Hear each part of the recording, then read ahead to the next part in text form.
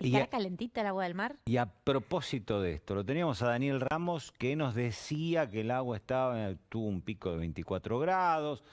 Ayer nos dijo que estaba linda el agua, pero hay que ver con nuestro querido compañero Javier si le podemos dar una definición más científica a todo esto, no una cuestión de si me parece que está más caliente o más fría el agua, Javier. Bueno, Jorge, a pesar de que no es un día 100% playero, la gran cantidad de gente que hay en el agua creo que algún indicio nos va dando, ¿no? De que la temperatura está un poquito por encima de lo habitual o quizás mucha gente como la señora que veíamos recién que están disfrutando por primera vez del mar. Pero para conocer los detalles de esta temperatura que ya hablaban en el día de ayer con Daniel Ramos, estamos con Raúl Reta, el jefe del Gabinete de Oceanografía del INIDEP. Estamos justo enfrente del INIDEP. Bueno, ¿qué ha sucedido para tener un agua más caliente en definitiva? Hola, ¿cómo están? Mira, al igual que Isabel, que es la primera vez que conoce, nosotros que trabajamos en el mar, todos los días nos sorprendemos de las cosas que el mar nos devuelve. Somos científicos que trabajamos acá y una de las tantas cosas que medimos es la temperatura del mar, ¿no? El INIDEP hace 12 años que está midiendo la temperatura del mar en la estación oceanográfica costera, allá en el muelle de pescadores. Y sorprendentemente este enero realmente tuvimos un pico récord histórico, al menos en estos 12 años, de la temperatura de superficie del mar, como decía Jorge recién, que llegó a 24,7. Es el primer dato tan alto que hemos tenido en 12 años. ¿Y cuáles pueden ser los causantes, los motivos de haber tenido este aumento? Mirá, para hacer una referencia a nivel global, esto no escapa a lo que está sucediendo en el globo como un todo. La temperatura de superficie del mar a nivel promedio anual está elevándose. Está elevándose de forma tal que, por ejemplo, en enero de este año, la temperatura media promedio de enero ha superado en 0,26 grados centígrados a lo que había sido el valor más alto. Es decir, este valor de enero que vivimos acá lo vivió el océano global, es decir, el océano como un todo. Y las condiciones estas de incremento de temperatura o bajas de temperatura se deben obviamente a las condiciones a las que la costa está sujeta. La costa o el agua muy superficial en la que nosotros estamos midiendo está fuertemente influenciada por la atmósfera. Ustedes saben que si hay una ola de calor con persistencias de calor de 4 o 5 días, temperaturas como las que vivimos acá, obviamente eso repercute en la microcapa superficial del mar. Cosa que si nos vamos más abajo quizás no sea tanto, pero en la capa superficial del mar es bastante sensible a lo que es la atmósfera. Otra condición que puede darse para que se produzca un calentamiento es que venga, por ejemplo, una corriente cálida de algún lado. Pero en estas condiciones de anormalidad que hemos vivido en la segunda quincena de enero, ha sido preferentemente por condiciones de calentamiento atmosférico. Ahora, no sabemos si acostumbrarnos a esta temperatura o no, porque depende mucho de ese clima diario, de la humedad, del viento que pueda haber. Acá las condiciones de temperatura del mar se dan, repito, por estas condiciones, especialmente de la climatología, de las corrientes, pero obviamente, así como tuvimos amplitudes muy altas o temperaturas muy altas de 24,7 grados, al fin de mes cayó bastante y bruscamente la temperatura.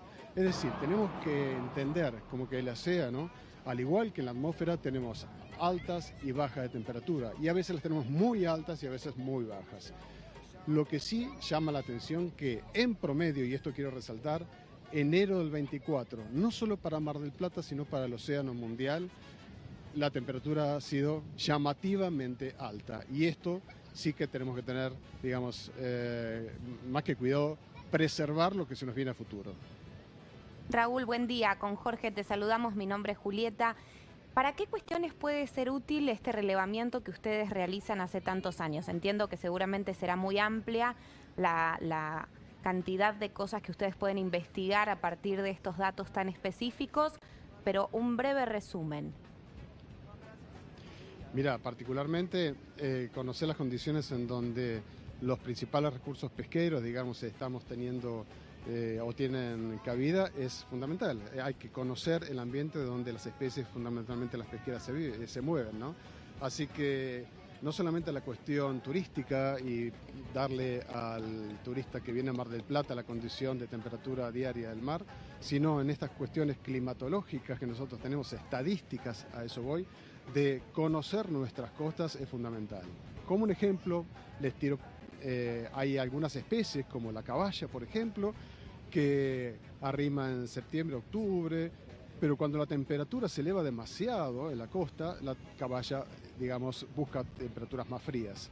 Es decir, este es un simple caso, como hay tantos otros, donde las especies son bastante sensitivas a la temperatura del mar. Raúl, en base a lo que vos recuerdes, la estadística, bueno, no te pedimos que seas muy preciso, pero todos los años, en estos últimos años que están haciendo ustedes los relevamientos, ¿va subiendo de a poquito o se mantiene más o menos en los mismos niveles y este año ha sufrido ese aumento que vos mencionabas? Mira, Jorge, para los meses de enero, lo que más o menos tengo memoria, hemos venido sufriendo en los últimos 4 o 5 años leves aumentos sistemáticos de temperatura, ¿sí?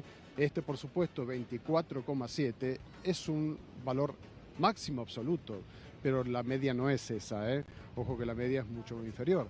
Pero todos los eneros hemos tenido o registrado valores cada vez un poquito más altos en la temperatura.